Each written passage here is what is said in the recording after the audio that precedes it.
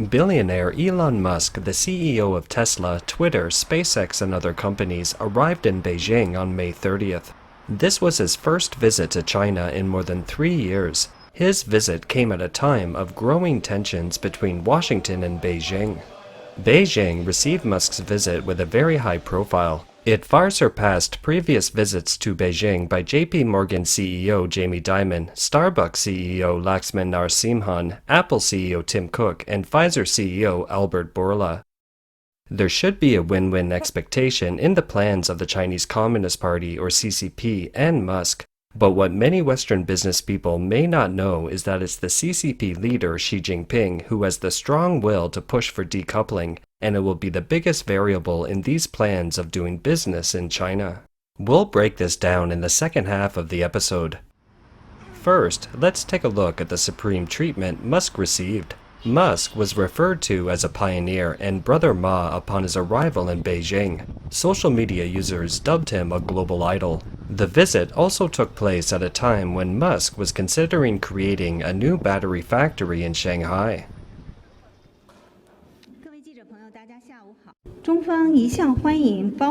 China has always welcomed the business people from various countries, including Mr. Musk, to visit China to better understand the country and promote mutually beneficial cooperation. China also firmly promotes a high level of opening up to the outside world and is committed to creating a market-oriented, rule of law, and international business environment. We're happy to see foreign enterprises invest and set up businesses in China to deepen their presence in the Chinese market and to share developing opportunities. Most notably, a member of the Politburo Standing Committee, the highest decision body of the CCP, and Vice Premier Ding Shui-xiang met with Musk in person on the afternoon of May 31st. The content of the meeting wasn't known. The vice premier is a close associate of Xi Jinping. It was also the first time this vice premier had a one-on-one meeting with a major foreign company head, indicating the importance Beijing places on its relationship with Musk.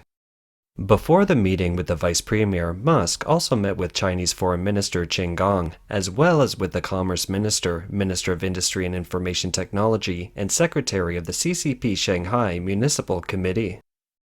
In a statement released by the Chinese Foreign Ministry, Musk shared his thoughts on U.S.-China economic interests, praising China's vitality and prospects and his confidence in the Chinese market. Musk told Foreign Minister Qin Gang that U.S. and Chinese interests are as intertwined as conjoined twins and inseparable from each other.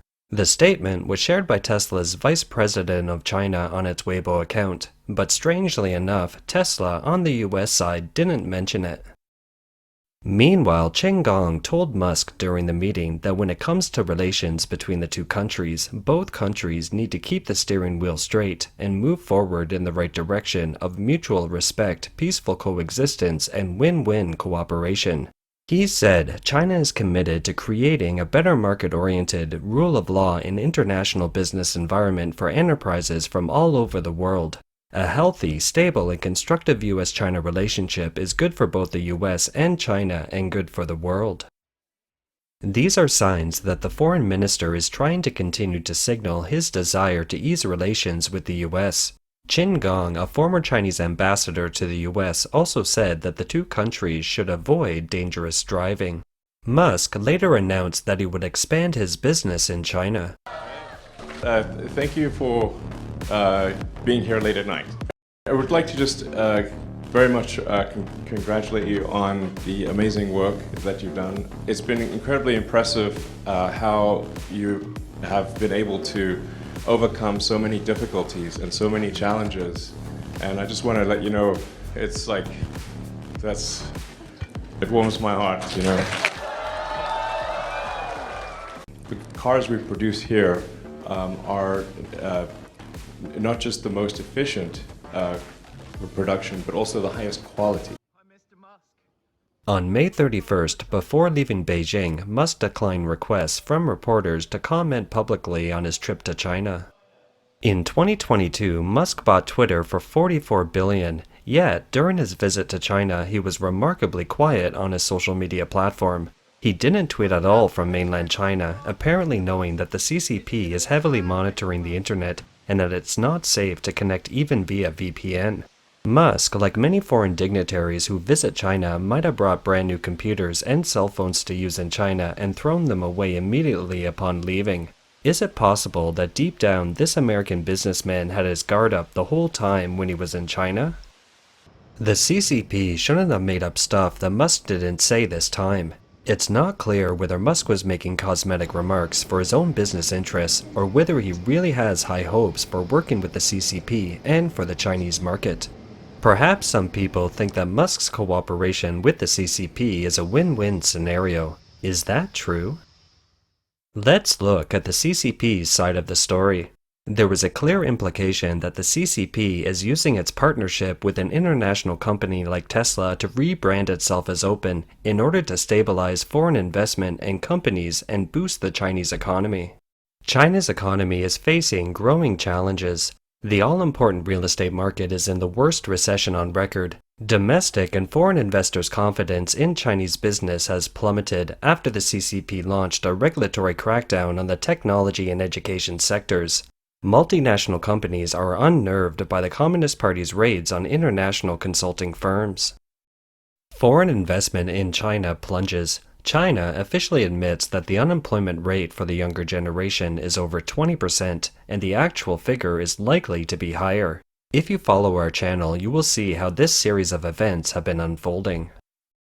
The latest economic data shows that factory activity in China continues to contract, casting doubt on the outlook for growth. The benchmark Hang Seng China Enterprises Index has entered a bear market as geopolitics intensify between China and the US.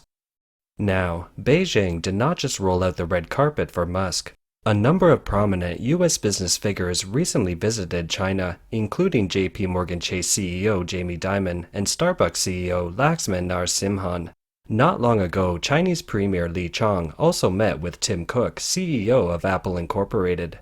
It's clear that the CCP is looking to win back international businesses after the 3-year lockdown during the epidemic. But with US-China relations at a multi-decade low, this business whirlwind will hardly bridge the gap in official communication between Washington and Beijing. Rallying the US business community is unlikely to reverse the pullout of foreign investment and the confidence of foreign companies. There is no doubt that China and the US have a close trade relationship. Some analysts have suggested that a full decoupling of US and Chinese companies would soon take place and that China's status as the world's factory would no longer exist. A full decoupling is actually not feasible, nor is it something that the US and Chinese governments want. The reason is very simple. It is very difficult to do. But on the other hand, the trend towards a US-China decoupling is already unstoppable. In early April, Republican Congressman Mike Gallagher, chairman of the House Committee focused on the communist threat, noted that the U.S. would not seek a complete decoupling from China in the near future, but rather a selective decoupling, meaning that the supply chain for some sensitive materials would gradually move out of China. While the Biden administration has not explicitly used selective decoupling as a key concept in its trade and economic policy with China, it has inherited much of the Trump administration's policy of confronting unfair practices by the CCP. The U.S. is reducing its economic interdependence with China in key areas such as technology and manufacturing to protect American economic and national security interests. Moreover, selective decoupling is a bipartisan consensus in the U.S. For the U.S. and its allies, security concerns about Xi Jinping and his hardline military stance and China's dominance of the manufacturing supply chain have outweighed their commercial concerns. The U.S. government has issued several orders restricting China's access to advanced U.S. technology and products, including a ban on exports of high-end chips and their manufacturing equipment to China and an accelerated withdrawal of artificial intelligence data center assembly lines from China. Of course, Beijing isn't happy with the U.S. policy of selective decoupling. U.S.-China relations have fallen to the lowest point in decades. Recent moves by the CCP, such as its crackdown on foreign companies and arrests of Japanese executives, have raised questions about the usefulness of the red carpet laid out by the CCP for people like Musk. The U.S. business community is likewise pessimistic. While Musk was being treated like a super patron in Beijing, JPMorgan Chase Bank held its first Global China Summit on May 31st in mainland China, bringing together nearly 3,000 attendees from around the world. The event was highly discreet due to the harsh speech environment in China.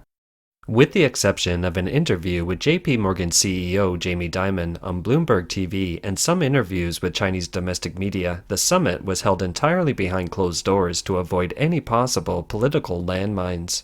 Dimon once teased in 2021 that JPMorgan would outlive the CCP in China, but he couldn't make that kind of joke in China. In addition to the chilling air from Dimon's Shanghai summit, the U.S. business community also holds a pessimistic view of other moguls' visits to China.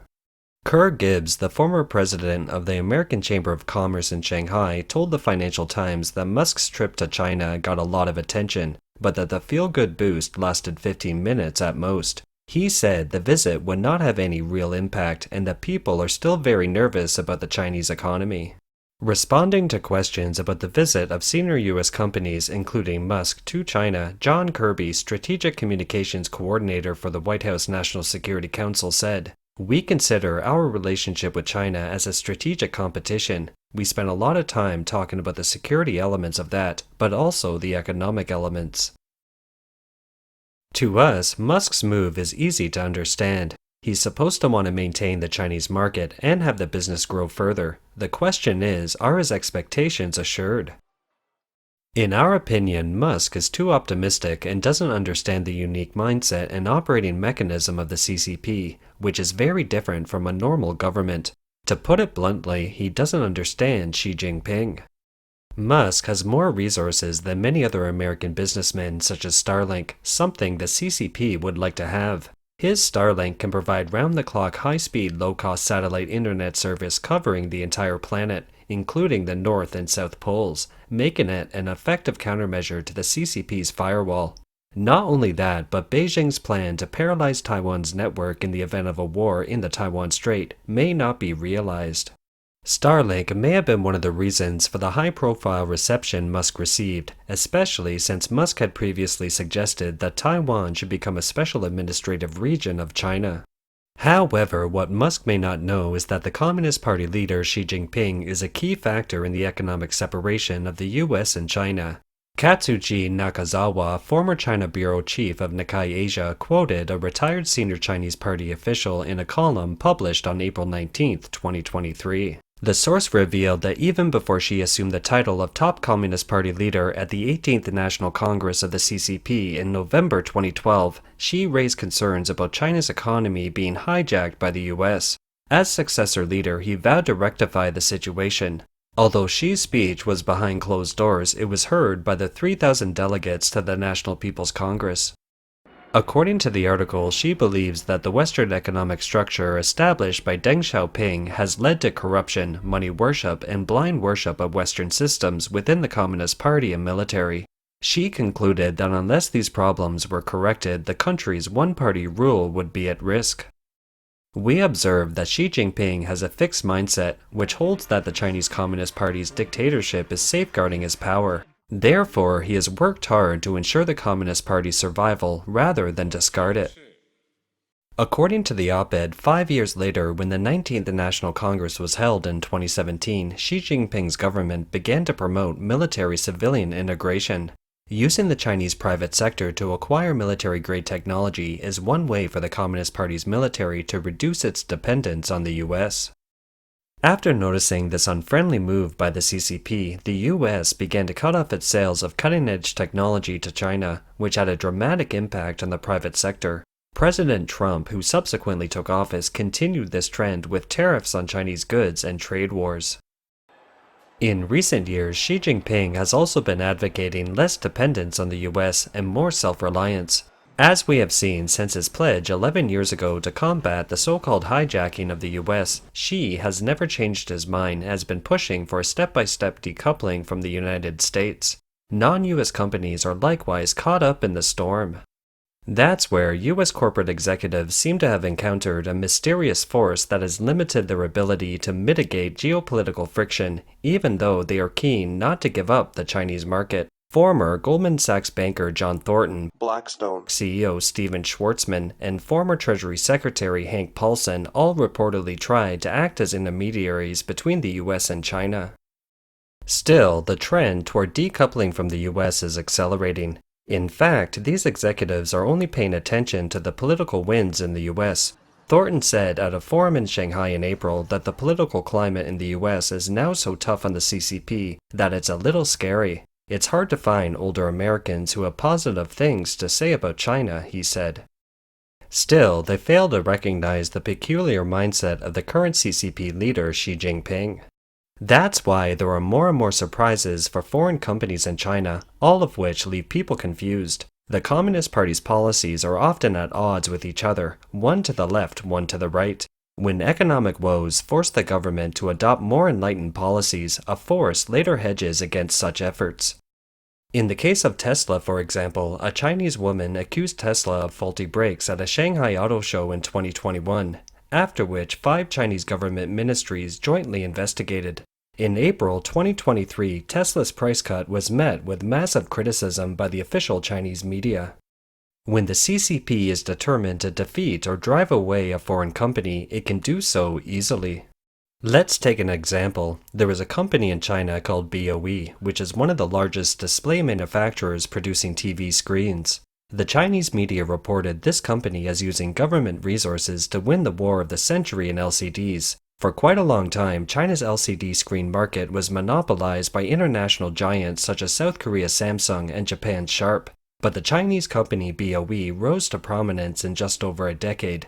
This company paid 10% of the cost of the plant, and the government paid 90%.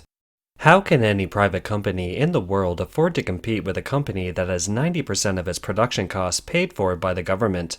The CCP intentionally designed such a business model and succeeded in getting the 2 major players, Samsung and LG of South Korea, out of the game. In the first quarter of 2023, shipments from mainland Chinese LCD TV panel makers again set a record high in global market share, reaching 70.9%, up 3.7 percentage points from a year ago and up 5.9 percentage points sequentially.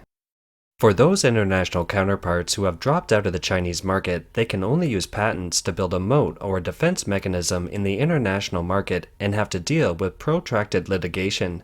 In early 2022, Samsung Display issued a protest to Apple and stated that it would not acquiesce to BOE's slight change of its patented OLED pixel structure design to produce OLED panels applicable to Apple. In December 2022, Samsung also filed a patent infringement investigation with the U.S. International Trade Commission and named 17 U.S. wholesalers as defendants. But the industry generally believes that BOE and other Chinese panel companies are the real targets. That is, the fate of multinational companies in China depends on the mindset of the CCP leadership. With Xi Jinping's position in the party more stable than ever, it will now depend on the party leader's ideology and preferences. For Musk, the world's richest man, the realization of his China dream will depend on how Xi Jinping views the US and the West in the coming years. The latter may seem completely unpredictable, or in fact, the party leader has already made his position clear, but the opportunity for massive profit serves like a veil that multinational heads lack the courage to lift and face.